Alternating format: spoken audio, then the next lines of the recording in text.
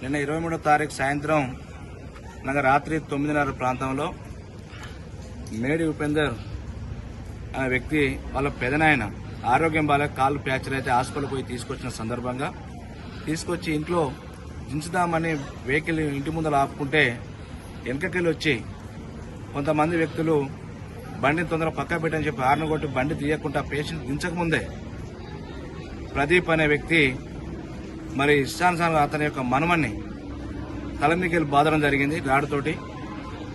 అంతలోనే ఉపేందర్ తెలియగానే మళ్ళీ ఇంటి ముందుకు రావడంతో ఏం మాట్లాడకుండా ఉపేందర్ అనే వ్యక్తిని ఆ బీఆర్ఎస్ పార్టీ నాయకుడు ఉపేందర్ అనే వ్యక్తిని రాళ్లతోటి పెద్ద గుండ్రా తీసుకుని తల మీద వేయడం జరిగింది.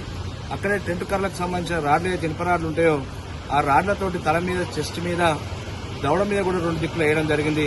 తీవ్రమైన గాయాలు జరిగినాయి, బలంగా గాయాలు జరిగినాయి. పొద్దున్నే నిన్న 23వ తారీఖు 9 గంటలకు జరిగిన సంఘటన జరిగితే ఇప్పటి వరకు కూడా మరి పోలీసు యంత్రాంగం ఫిర్యాదు ఇచ్చినా వాళ్ళు వచ్చి స్టేట్మెంట్ ఇక్కడికి తీసుకుపోయారు. డాక్టర్ ఇంకా 2 డేస్ అబ్జర్వేషన్ ఉండాలని చెప్తారు. కానీ ఈ మాత్రం ఇప్పటిదాకా చర్య తీసుకోకుండా వాళ్ళు పట్టుకపోకుండా చుట్టపు సూపులాగా తీసుకుపోయి మరి ఇంటి మేనన్లాగా లోపలి బయటికి చెప్పుకుంటూ రాసమర్యాలు చేసుకుంటూ అతని మీద చట్టపరమైన చర్య తీసుకోకుండా ఇప్పటిదాకా దాదాపు 18 గంటలు కావస్తుంది. ఏ మాత్రమైన చర్య తీసుకోకపోవడం చాలా శోచనీయం. ఎందుకంటే పోలీసు యంత్రాంగం అధికార పార్టీకి అడుగులు మడుగులు దొక్కుతూ ఈ రకమైన చర్యలు పాల్పడుతుందనేది స్పష్టంగా కనబడుతుంది. మేము జిల్లా ఎస్పీ గారికి పోలీసు యంత్రాంగం విజ్ఞప్తి చేస్తున్నాం. ఈ రకమైన నీచమైన వ్యక్తులని గతంలో కూడా గ్రామంలో 4 మీద ఇదే రకమైన దాడి చేయడం జరిగింది. ప్రదీప్ అనే వ్యక్తి గ్రామంలో ఒక మంచి పేరు లేదు. అక్కడ ఉన్న నాయకుల యొక్క స్థానిక ఎమ్మెల్యే యొక్క ప్రోత్సాహంతో మరి గ్రామ సభలు ఎక్కడ అడుగుతారో ఏం చేస్తారో అని చెప్పి సోషల్ మీడియా కొన్ని కామెంట్లు పెడుతున్నారని చెప్పి ఆలోచన 4-5 రోజుల సందిగా ప్లాన్ గా ఉండి మరి నిన్న మధ్యాహ్నం నుండి తాగుడు మొదలుపెట్టి సాయంత్రం నాగా కొట్టిన తర్వాత కూడా 9:30 తర్వాత 10 గంటలకు పోలీసులు వచ్చే సందర్భం కూడా వాళ్ళ కారులో బీర్ శిష్యులు మందు బాటిల్ పెట్టుకుని రాడ్లు పెట్టుకుని తిరిగి పోలీసులు చూస్తున్నా కూడా పట్టించుకోకుండా తీసుకుపోయి పట్టుకుపోయి లేమంటే వదిలేయడం జరిగింది. కానీ ఉదయం మార్నింగ్ నేను సీఐ గారితో ఎస్ఐ గారితో మాత్రం కేసు కడుతున్నాం సార్ అని చెప్పారు.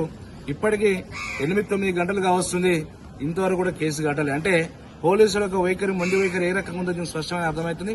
మీరు ఖచ్చితంగా మరి ఇతనికి మేడి ఉపేందర్ అనే వ్యక్తికి న్యాయం జరగకపోతే ఖచ్చితంగా న్యాయపరంగా మేము ఎదుర్కొంటాం. ప్రజలు గమనిస్తారు, గ్రామ ప్రజలు గమనిస్తారు. మీ అధికారం ఏంటనే స్వాస్థ్యం కాదు. ఎస్ఐ గారు, సిఐ గారు మీరు ఖచ్చితంగా మరి ఆ వ్యక్తులని దోషులను శిక్షించవలసిన అవసరం, చట్టపరమైన శిక్షణ పెట్టాలి. ఎందుకంటే అటెంప్ట్ మర్డర్ కేసు జరిగితే కూడా ఇప్పటిదాకా మీరు కేసు పెడతారంటే మీకు మరి ప్రజాస్వామ్యం గానీ మీకున్న హక్కులు గానీ ఏ రకంగా కాలరాదు, మీకు మీరే కాల రాసుకుంటూ పోస్టింగ్ ఉంటే పోతానే ఆ భ్రమలో బతురు.